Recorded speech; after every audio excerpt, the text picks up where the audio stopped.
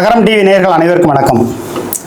அனைத்து இந்திய அண்ணா திராவிட முன்னேற்ற கழகத்தினுடைய அந்த அரசியல் தோரணை என்பது தலைவா படத்திற்கு விஜய் அவர்களையும் அவருடைய தந்தையும் 2 நாள் கைகட்டி நிற்க வைத்த அம்மையார் ஜெயலலிதா அவர்களுடைய அந்த கட்சியில் தாவேகா கட்சி கொடி எங்கிருந்து வந்தது? இது சங்கிகளால் உருவாக்கப்பட்டதா, சங்கரமடத்தால் உருவாக்கப்பட்டதா, ஆரிய பாப்பார கூட்டத்தால் இந்த திட்டமிட்டு ஒரு செயலை செய்ய சொன்னதா? அதிமுக தொண்டர்கள் உண்மையாகவே மனம் வந்து தாவேகா நம்ம கூட கூட்டணி வைக்கணும்னு நினைக்கிறாங்களா அப்படின்னா, உண்மையாகவே அனைத்து இந்திய அண்ணா திராவிட முன்னேற்ற கழகத்திற்கு வேறு வழியே கிடையாது. விஜய் அதிமுக கூட்டணிக்கு சேரவில்லை என்று சொன்னால் அனைத்து இந்திய அண்ணா திராவிட முன்னேற்ற கழகம் குறைந்தபட்சம் 20 தொகுதிகளோடு ஜெயிக்க முடியாது. அப்போ அதற்கான வாய்ப்புகள் எப்படி இருக்கும்? சரி, கூடுதலாகவே ஜெயிச்சாலும் எதிர்க்கட்சி வரிசையாக கூட உட்கார்ந்துடலாம், அதுவே போதும் என்பது தான் எடப்பாடி பழனிசாமியோட திட்டம். அப்போ விஜய் அவர்கள் மனநிலை இந்த கரூர் சம்பவத்திற்கு பிறகு எப்படியான ஒரு மனநிலைமை எடுக்க போகுது? ஒரு பக்கம் பார்த்தீங்கன்னா விஜய் அவர்களை காங்கிரஸ் திட்டமிட்டு கூட்டணிக்கு வர வைத்து காங்கிரஸ், தமிழக வெற்றி கழகம், விசிக, டிடிவி தினகரன் இப்படி ஒரு கணக்கு போடுது. இன்னும் சொல்ல போனால் அப்படி ஒரு கூட்டணி நடந்தால் அதில் தேமுதிகவும் உள்ளே போயிடும். ஏன்னா தேமுதிகவுக்கு பணம் கொடுத்தா போதும், ஆதவ அர்ஜுன் தேவையான பணத்தை கொடுத்துருவார். அப்போ இந்த அனைத்து இந்திய அண்ணா திராவிட முன்னேற்ற கழகத்தின் கூட்டணிக்குள்ள தாவேகா வராவிட்டால் என்ன நடக்கும்? தாவேகா வந்தால் என்ன நடக்கும் அப்படின்னு பார்க்கும்போது, தாவேகா அதிமுக கூட்டணிக்குள்ள வந்தால் ஒரு வலுவான எதிர்கட்சியாக இருக்கும். அப்படி தாவேகா விஜய் கட்சி வந்து அதிமுக பாஜக கூட்டணிக்குள்ள வரவில்லை என்று சொன்னால் இந்த அனைத்து இந்திய அண்ணா திராவிட முன்னேற்ற கழகம் 2026க்கு பிறகு சிதறுண்ட நிலைமையில் மீண்டும் அம்மையார் சசிகலாவை நோக்கி பன்னீர்செல்வத்தை நோக்கி ஓடக்கூடிய நிலைமை வரும். இந்த கரூர் பிரச்சனையிலேருந்து பார்த்தீங்கன்னா செங்கோட்டையனை பற்றி பேசுறதில்ல, அம்மையார் சசிகலாவை பற்றி பேசுறதில்ல, எடப்பாடியை பற்றி பேசுறதில்ல, தமிழ்நாட்டில் நடக்கக்கூடிய ஊழல் முறையீடுகளை பற்றி பேசுறதில்ல. எப்போ பார்த்தாலும் தாவேக்கான்னு பேசிகிட்டு இருக்காங்க. ட்ரெண்டிங் விஷயத்தை எது இன்னைக்கு பரபரப்பாக இருக்குதோ அதை பற்றி பேசக்கூடியதாக தான் ஊடகம் இருக்குது. அவ்வப்போது தமிழ்நாட்டில் நடக்கக்கூடிய ஊழல் முறையீடுகளையும் கொஞ்சம் பேசணுமா இல்லையா? தினமும் யூடியூப்பை திறந்தா போதும், டிவியை திறந்தா போதும், விஜய் விஜய் விஜய் விஜய்னே பேசுகிறாங்க. அது வெற்றி பெற கூட்டணியா, அரசியலில் நிலைத்து நிற்கக்கூடிய கூட்டணியா? ஒரு பக்கம் பார்த்தீங்கன்னா ராகுல் காந்தி இன்னொரு திட்டம் போடுறாராம், பாண்டிச்சேரிக்கு நீங்கள் முதலமைச்சர் ஆயிரு, அரசியல் அதிகாரத்தை அங்கே கற்றுக்க, பிறகு இங்கே வந்துரு அப்படிங்கிற மாதிரி சொல்கிறாங்க. புஷி ஆனந்த் ஒரு பக்கம் தலைமறைவாக இருக்கார், ஆதவ அர்ஜுன் தலைமறைவாக இருக்கார், சீட்டில் நிர்மல்குமார் தலைமறைவாக இருக்கார். இவர்கள் எல்லாம் வைத்துக்கொண்டு எப்படி அரசியல் செய்வது அப்படிங்கிற ஒரு கேள்வி இருக்குது. அதே நேரத்தில் தமிழக வெற்றி கழகத்தினுடைய தலைவர் விஜய் அவர்களுக்கு ஒரு கவலை இருக்கத்தான் செய்யும். எந்த ஒரு தலைவரும், ஐயா முதல்வர் ஸ்டாலின் ஐயா அவர்கள் சொன்னது மாதிரி, எந்த ஒரு தலைவரும் தன்னுடைய தொண்டர்கள் செத்து போகணும்னு நினைக்க மாட்டாங்க. அது ஒரு துயர சம்பவம் தான், ஒரு விபத்து தான். அதில் சதி இருக்குதா இல்லையான்னா அது நீதிமன்றம் தான் அதில் தீர்ப்பு சொல்லணும், நம்ம சொல்கிறதுக்கு ஒன்றும் கிடையாது. சதி இருக்குது அப்படின்னு சொல்கிறதுக்கான ஆதாரத்தை இதுவரையிலையும் தமிழக வெற்றி கழகம் நீதிமன்றத்தில் ஒப்படைக்கலை. சதின்னு சொல்லிவிட்டு செந்தில் பாலாஜி தரப்பினர் வந்து கத்தி எடுத்துலாம் போனாங்க, கொண்டு போனாங்க, குத்துனாங்க, மிதிச்சாங்க, மயக்க மருந்து கலந்தாங்க, 1000 விஷயங்கள் சொல்கிறாங்க. ஆனால் நீதிமன்றத்தில் உருப்படியாக சமர்ப்பிக்க முடியலை. அந்த நிலைமையை வச்சு பார்க்கும்போது இது ஒரு விபத்து தான் என்று நீதிமன்றத்தில், ஒரு நீதிமன்றத்தில் விபத்துங்கிறாங்க, ஒரு நீதிமன்றத்தில் சதிங்கிறாங்க விஜய் கட்சியை சார்ந்தவர்கள். அப்போ விஜய் அவர்களுக்கு அரசியல் நிதானம் இல்லாமல் இருக்கிறார். தமிழக வெற்றி கழகத்துக்குள்ள அழகு மருதராஜா போயிருந்தால் இந்த தமிழக வெற்றி கழகம் ஒரு சரித்திரம் படைத்திருக்கும். தமிழக வெற்றி கழகத்துக்குள்ள அன்வர் ராஜா போயிருந்தால் ஒரு சரித்திரம் படைத்திருக்கும். தமிழக வெற்றி கழகத்தில் ஐயநாதன் பேச்சை விஜய் அவர்கள் கேட்டிருந்தால் ஒரு சரித்திரம் படைத்திருக்கும். தமிழக வெற்றி கழகம் தலைவர் விஜய் அவர்கள் அவருடைய தந்தையின் பேச்சை கேட்டிருந்தால் தமிழக வெற்றி கழகம் சரித்திரம் படைத்திருக்கும். ஆனால் இன்றைக்கு சரித்திரம் படைக்கக்கூடிய லெவலுக்கு போயிருக்கு அப்படின்னு விமர்சனங்கள் சொன்னாலும் கூட நிச்சயமாக இதிலிருந்து விஜய் மீண்டு வருவார். மீண்டு வருவாரான்னா மீண்டு வருவதற்கான வாய்ப்பு இருக்குது. அவர் அரசியலில் கோலோச்சி வெற்றி பெறுவதற்கான சாத்தியக்கூறு இருக்கான்னா அரசியலில் நிறைய கற்றுக்கணும். பக்கத்தில் முதல்ல நல்லவங்களை வச்சுக்கணும். அழகு மருதராஜா, அன்வர் ராஜா போன்றவர்கள் தமிழக வெற்றி கழகத்திற்கு போவதை மோப்பம் பிடித்த திமுக திட்டமிட்டு தூக்கியது. இன்னும் சொல்ல போனால் திராவிட முன்னேற்ற கழகத்தில் சேர வேண்டும் என்ற எண்ணத்தை விட அழகு மருதராஜாவுக்கு தமிழக வெற்றி கழகத்தில் சேர்ந்து பால்வாடியாக இருக்கக்கூடிய ஒரு பிள்ளையை 1ஆம் வகுப்பு 2ஆம் வகுப்பு 3ஆம் வகுப்பு 4ஆம் வகுப்பு 5ஆம் வகுப்புன்னு இப்படி 10வது வரலையும் படிக்க வைக்கணும் அப்படின்னு தான் ஒரு தந்தையாக நினச்சார் அவர். ஆனால் இவரை கொண்டு போய் காலேஜில் சேர்க்க வச்சது மாதிரி அழகு மருதராஜா திமுகவில் சேர்க்க வச்சுட்டாங்க. அதுக்கான காரணம் புஷி ஆனந்த் என்ற ஒரு கொள்ளைக்காரன். இது நான் சொல்லல, தமிழக வெற்றி கழகத்தில் உள்ளவங்களே சொல்கிறாங்க. தமிழக வெற்றி கழகத்தில் புஷி ஆனந்த பாண்டிச்சேரியோட மாநில செயலராக போட்டுட்டு தமிழக வெற்றி கழகத்தினுடைய பொதுச் செயலராக திருச்சியில் இருக்கக்கூடிய RK ராஜா போன்றவர்கள், இன்னும் மற்ற பொறுப்புகளில் மணிகண்டன் வீராசாமி போன்றவர்கள், இவர்களெல்லாம் தமிழக வெற்றி கழகத்தில் முக்கியத்துவம் கொடுத்திருந்தால் நிச்சயமாக தமிழக வெற்றி கழகம் ஒரு அபார வளர்ச்சி நிலைக்கு போயிருக்கும். 2026 ஒரு எதிர்க்கட்சியாக வருவதற்கு கூட வாய்ப்பு இருக்கிறது என்று என் போன்றவர்கள் கணித்தார்கள். ஆனால் 20% ஓட்டு 25% ஓட்டுங்கிறதெல்லாம் கம்மி, ரொம்ப அதிகம். 10 to 12% ஓட்டுகளை பெறலாம். சில கட்சிகள் கூட்டணி வைக்கிற பொழுது காங்கிரஸ், VCK, தேமுதிக, TTV தினகரன் போன்ற கட்சிகள்லாம் வைக்கிற பொழுது அப்படியே 234 தொகுதிங்கிறது அப்படியே மதிப்பீடு. அதிமுக கூட்டணி 70 சீட்டு, தமிழக வெற்றி கழகத்தினுடைய தலைமையில் ஒரு 70 சீட்டு, திமுக ஒரு 80 சீட்டு, ஒரு 75 சீட்டு, இந்த மாதிரியான ஒரு நிலைமை வரும். 21 இன்னும் ஒரு 10-12 சீட்டு தொங்கு நிலைமையில் இருக்கும். அப்போ பேரம் பேசி ஒரு கட்சி ஆட்சிக்கு வரும். அப்படித்தான் வரும் என்று எல்லோருமே எதிர்பார்த்தார்கள். ஆனால் திராவிட முன்னேற்ற கழகத்தும் பெரும்பான்மையாக வெற்றி பெற்று விடுமா அப்படின்னா, 2வது முறையாக திராவிட முன்னேற்ற கழகம் வாழ்நாளில் இந்நாள் வரை ஆட்சியை பிடித்ததே இல்லை. திராவிட முன்னேற்ற கழகத்தை சார்ந்தவர்கள் கலைஞர் ஐயாவுடைய ஆட்சியில் செய்த அராஜகத்தை இப்பொழுது திராவிட முன்னேற்ற கழகத்தில் ஐயா ஸ்டாலின் அவருடைய தலைமையில் இருக்கக்கூடிய இந்த ஆட்சியில் அந்த அளவுக்கு அராஜகம் செய்யவில்லை. கோபத்தில் இருக்காங்க. நடா ரங்கராஜ் பாலண்டார் பத்திரிகையாளர், நீ பேசுறியா? 2வது முறை திமுக ஆட்சிக்கு வரட்டும், உன்னை என்ன பண்ணுறேன் பாரு, கொண்டு போய் சொருவிடுறேன் பாரு, மேலே மலையிலேருந்து தள்ளி விட்டுறேன் பாரு. யார்?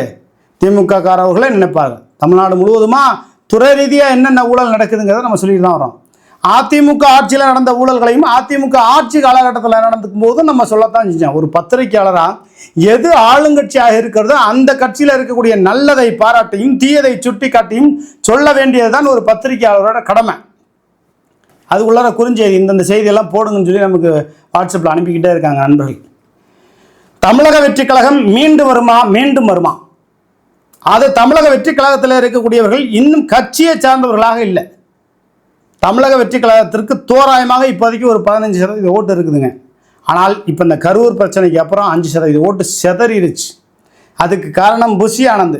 விஜய் அவர்கள் என்ன பண்ணியிருக்கணும்? இந்நேரம் புஷி ஆனந்தை தற்காலிகமாக தமிழக வெற்றி கழகத்தினுடைய பொதுச்செயலாளர் பதவியிலிருந்து நான் விடுவித்து வைக்கிறேன், தற்காலிகமாக பொறுப்பிலிருந்து விடுவிக்கிறேன்னு சொன்னால் அவர் ஜெயிலுக்கு போயிட்டு ஒரு 6 மாதம் கழித்து வருவார். அவரை பாண்டிச்சேரிக்கு மாநில செயலராக போட்டிருக்கலாம். சரியான ஒரு தலைவனாக இருக்க வேண்டும், சரியான தலைமையாக இருந்திருக்கும் பட்சத்தில் இந்த மாதிரியான ஒரு அதிரடி தீர்ப்பை தான் கட்சிக்குள்ளே எழுதிடணும். புஷி ஆனந்த் கட்சியிலிருந்து தற்சயமாக பொறுப்பிலிருந்து நீக்கப்பட்டார். அடிப்படை உறுப்பினராக மட்டும் இருக்கிறார். CT நிர்மல்குமார் கட்சியினுடைய அனைத்து பொறுப்புகளிலிருந்து விடுவிக்கப்படுகிறார், உறுப்பினராக இருக்கிறார். லாட்டரி சீட்டு ஆதவ அர்ஜுன் கட்சியினுடைய பொறுப்பிலிருந்து விடுவிக்கப்படுகிறார், உறுப்பினராக இருக்கிறார். அப்படின்னு மட்டும் அறிவிச்சிருந்தார்னு வைங்களேன், சிங்கம் யா விஜய் அப்படின்னு எல்லாருமே பாராட்டியிருப்பாங்க. அதே நேரத்தில் புஷி ஆனந்துக்கிட்ட விஜய் சம்மந்தப்பட்ட அத்தனை ரகசியங்களும் பல ரகசியங்கள் இருக்கும். ஒருவேளை ஜெயிலில் தூக்கி வைக்கிறாங்க, அங்கே கூப்பிட்டு வச்சு ஒரு நாள் CPI விசாரணை, அந்த விசாரணைன்னு சொல்லுவாங்கள்ல, அது மாதிரி விசாரணைகள்லாம் என்ன பண்ணுவாங்களா, நான் இரவு முழுக்க அப்படியே உட்கார வச்சு என்ன சாப்பாடு கொடுக்காம டப்புன்னு மூஞ்சில் எடுத்து தண்ணி ஊற்றுவாங்களாம். பல சொல்கிறாங்க, என்னென்னமோ சினிமாவில் மாதிரி தான். ஏதோ ஒன்று அவங்க துன்புறுத்துகிறாங்க, இல்லைன்னா உன்னுடைய சொத்தை பூரா நாங்கள் பறிமுதல் பண்ணிக்குவோம், ஏன்னா நீ சொல்கிறியா இல்லை விஜயை பற்றின ரகசியத்தை அப்படின்னா. அவர் எப்போ எத்தனை மணிக்கு எந்திரிக்கிறாரு, எப்போ உச்சா போகிறாரு, எப்போ ஆய் போகிறாரு, எப்போ திருச்சா வீட்டுக்கு போகிறாரு, எப்போ அந்த வீட்டுக்கு போகிறாரு, எப்போ இந்த வீட்டுக்கு போகிறாரு, என்ன வருமான கணக்கு, எவ்வளோ வரி கட்டலை, எல்லா விஷயத்தையும் புஷி ஆனந்த் கைக்கிடுவார். அதனால தான் விஜய் சம்மதத்தோடு தான் புஷி ஆனந்த் தலைமறைவாக இருக்கிறார் அப்படிங்கிறது தான் பரவலாக நம்ம ஒரு பத்திரிகையாளருங்கிற முறையில் நமக்கு கிடைச்ச தகவல். அப்போ விஜய் இந்த மாதிரியான ஒரு இக்கட்டான இடியாப்பு சிக்கலில் மாட்டிக்கொண்டாரா? இடியாப்பு சிக்கலில் மாட்டிக்கொண்டவர்கள் அரசியலில் எழுந்து வர முடியாது. ஒரு விஷயத்தை தெரிஞ்சுக்கங்க, எடப்பாடி பழனிசாமி கொடநாடு கொலை கொள்ள சம்பந்தப்பட்ட விஷயங்களை செஞ்சார், திமுகவோட ரகசியமாக வச்சுக்கிட்டு இன்னைக்கு அரசியலை நடத்துறார். ஏதோ ஒரு ரகசிய உடன்பாடு வைத்துக்கொண்டு வாழத்தான் வேண்டும், வந்துவிட்டும் இந்த பூமியிலே வாழத்தான் வேண்டும், அரசியல் செய்யத்தான் வேண்டும். எந்தெந்த தொழிலில் இருக்கிறோமோ அவங்க தைரியமாக அதை செஞ்சு தான் ஆகணும். அந்த அடிப்படையில் பார்க்கும்போது விஜய் அவர்கள் ஏதோ ஒரு சமரசத்தை வைத்துக்கொண்டு அரசியலை நகர்த்தி இவரும் ஒரு அரசியல்வாதியாக நிலைத்து நிற்க வேண்டும்.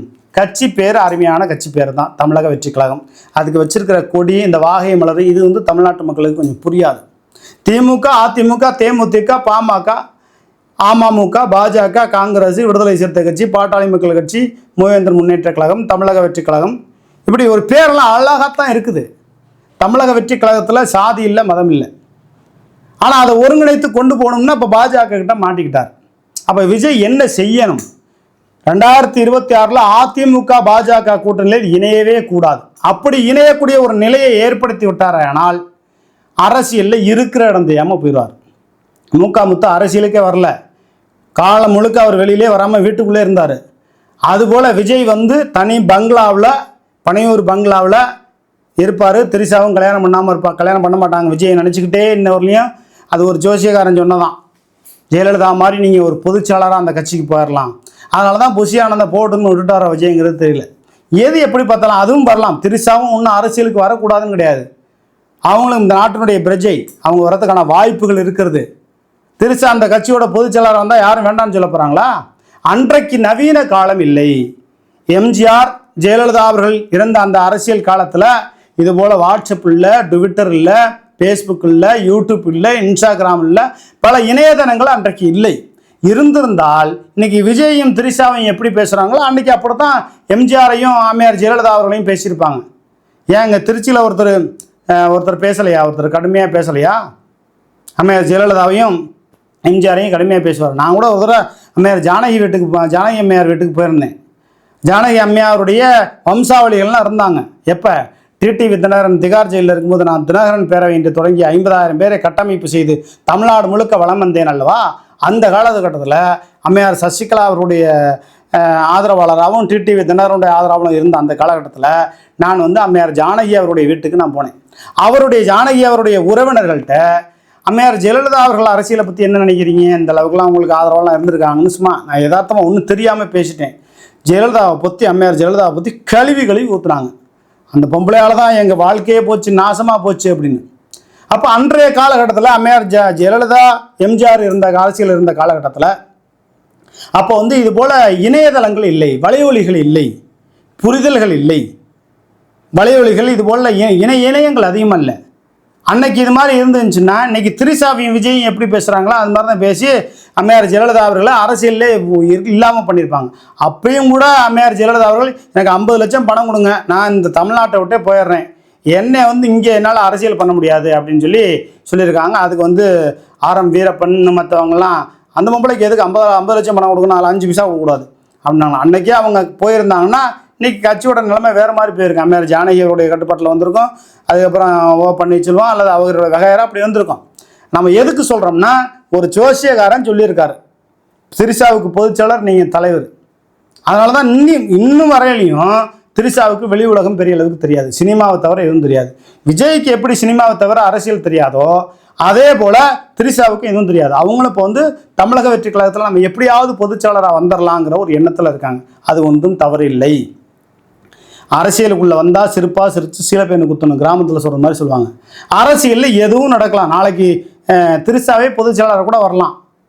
ஆனால் அதை அரசியலாக கொண்டு போகணும், அச்சமின்றி சமரசமின்றி அரசியல் செய்யணுங்கிறத தாண்டி ஒரு மேடையில் எப்படி பேசணும் அப்படிங்கிறது முதல்ல தெரிஞ்சுக்கணும். திருச்சிக்கு வர்றாரு, முதல்ல பேசுகிறாரு, இங்கிட்டு பார்க்கணும்னு சொல்லி சீட்டில் எழுதி கொடுக்குறாங்க. அது அரசியல் அல்ல. திருச்சிக்கு வருகிற பொழுது திருச்சியில் ஆர்கே ராஜா என்ற ஒருவர் தான் எனக்கு முதலில் ரசிகர் மன்றம் திறந்தார், ரசிகர் மன்றம் தொடங்கினார். அவர் தான் அந்த கட்சியினுடைய முன்னோடியாக இருக்கணும், அவருக்கு வருங்காலத்தில் எதிர்காலம் இருக்குது அப்படின்னு சொல்லி திருச்சியில் பேசியிருக்கணும். அரியலூர் மாவட்டத்தில் யார் மாவட்ட செயலர், ஒன்றிய செயலர், மாவட்ட செயலர் 2 பேர்த்த பேரை சொல்லியிருக்கணும். அப்போ தானே அந்த பகுதியில் உள்ளவங்களுக்கு அந்த கட்சியில் இருக்காங்க, இவர் தான் மாவட்ட செயலர் போல இருக்குது, இவர் தான் ஆர்கே ராஜாவுக்கு விளம்பரம் தேவையில்லை, கடலை மிட்டாய்க்கும் பேரிச்சம்பளத்துக்கும் விளம்பரம் தேவையில்லை, ஆர்கே ராஜாவுக்கு திருச்சியில் இருக்கக்கூடிய ஆர்கே ராஜாவுக்கு விளம்பரம் தேவையில்லை, சென்னையில் இருக்கக்கூடிய மணிகண்ட வீராசாமிக்கு விளம்பரம் தேவையில்லை. ஆனாலும் கூட விஜய் வாயால் அந்த வார்த்தை வரணும், எனக்கு முதல்ல மன்றம் தொடங்கினவர் ஆர்கே ராஜா தான், திருச்சியில் இருக்கார், அவர் தான் அந்த திருச்சி மாவட்டத்தில் அரசியல் சரியாக பண்ண முடியும் அவர் திருச்சி மேற்கு தொகுதியில் போட்டிடுவார் அல்லது கிழக்கு தொகுதியில் போட்டிடுவார்னு சொல்லிட்டு போயிருக்கணும். அங்கே மதுரையில் போய் என்னன்னா மதுரை கிழக்கு விஜய், மதுரை மேற்கு விஜய், என்னென்னமோ சொல்லிட்டு போய் அந்த கட்சியை நாசம் பண்ணிட்டார் விஜய். அப்போ அரசியல் இவங்களுக்கு சொல்லி தர்றதுக்கான ஆள் இல்லை. அழகு மருதராஜா, ஆர்கே ராஜா, மணிகண்டன் வீராசாமி, அன்வர் ராஜா போன்றவர்களெல்லாம் இந்த தமிழக வெற்றி கழகத்தில் இருந்திருப்பார்கள். ஆனால் இந்த தமிழக வெற்றி கழகம் நல்ல ஒரு கட்சியாக வந்திருக்கும். இப்பவும் சொல்கிறேன், 2026 தமிழக வெற்றி கழகம் விஜய் அதிமுக பாஜக கூட்டணிக்குள்ளே போனார்னா சர்வநாசமும் காலி ஆயிரும். அந்த கூட்டணிக்குள்ளே போகக்கூடாது. அதாவது விஜயை வச்சு எடப்பாடி பலனடையலாம், நம்ம எப்படியாவது தூங்கு நிலையிலையாவது ஆட்சிக்கு வந்துடலாம். ஒரு பக்கம் பாஜகவுக்கு நம்ம ஒரு அடிமை சாசனம் எழுதி கொடுத்துட்டு இந்த பக்கம் விஜய் கட்சியில் உள்ளவங்க நிறைய பணத்தை செலவு பண்ணிட்டு அம்மையார் சசிகலாவுக்கு ஆப்படிச்சுட்டு பன்னீர்செல்வத்துக்கு ஆப்படிச்சுட்டு யாரையும் உள்ள விடாமல் நம்ம ஆட்சி அதிகாரத்துக்கு தொங்கு நிலையிலையாவது வந்துடலாம். அதுவும் முடியலையா கழுத எதிர்கட்சியாக கூட வந்துடலாம். நமக்கு என்ன, கோடிக்கணக்கான சொத்து கொடநாடு பணம் இருக்குது, சம்பாரிச்சது இருக்குது, இது போதும்னு அவர் நினச்சிட்டு இருக்காரு. எது எப்படி பார்த்தாலும் விஜய் 2026 அதிமுக கூட்டணிக்கு போவாரையானால் நிச்சயமாக அவருடைய அரசியல் எதிர்காலம் கேள்விக்குறியாக போயிடும். உங்களுக்கு ஒரு முஸ்லீம் ஓட்டு போட மாட்டான், ஒரு சிறுபான்மையினர் ஓட்டு போட மாட்டாங்க. அரசியலில் இருக்கிற இடம் தெரியாமல் போயிடுவீங்க. நீங்கள் கலைஞருடைய மூத்த மகன் ஒரு பங்களாவில் இருந்து கடைசி வாழ்நாள் முழுவதும் எப்படி போனாரோ அது மாதிரி போக வேண்டிய ஒரு நிலைமை ஏற்பட்டு போயிடும். அதனால் விஜய் அவர்கள் சிந்தித்து செயல்பட்டு 2026 ஒரு 3வது அணியை ஒன்று அமைத்தாரையானால் விஜய்க்கு நல்ல எதிர்காலம் இருக்குது. இல்லை என்றால் இருக்கிற இடம் தெரியாமல் போய்ப்பார். தமிழக வெற்றி கழகத்தை சார்ந்த நிர்வாகிகள் கொஞ்சம் தைரியமாக இருங்க. நிச்சயமாக 2026 விஜய் ஒரு தனி அணியாக அமைத்து ஒரு கூட்டணி அமைத்தா அவர் ஒரு எத்தனை சீட்டு பிடிச்சாலும் சரி, ஒரு குறிப்பிட்ட ஓட்டு சதவீதங்கள் விஜய்க்கா 10% வந்துருச்சியா, 12% வந்துருச்சு, 15% வந்துருச்சு, 8% வந்துருச்சு அப்படிங்கிற ஓட்டு வங்கியை தீர்மானிக்க வேண்டும். அப்படி தீர்மானிக்காத வரை விஜய் அரசியலில் சுழியம்தான். நன்றி, வணக்கம்.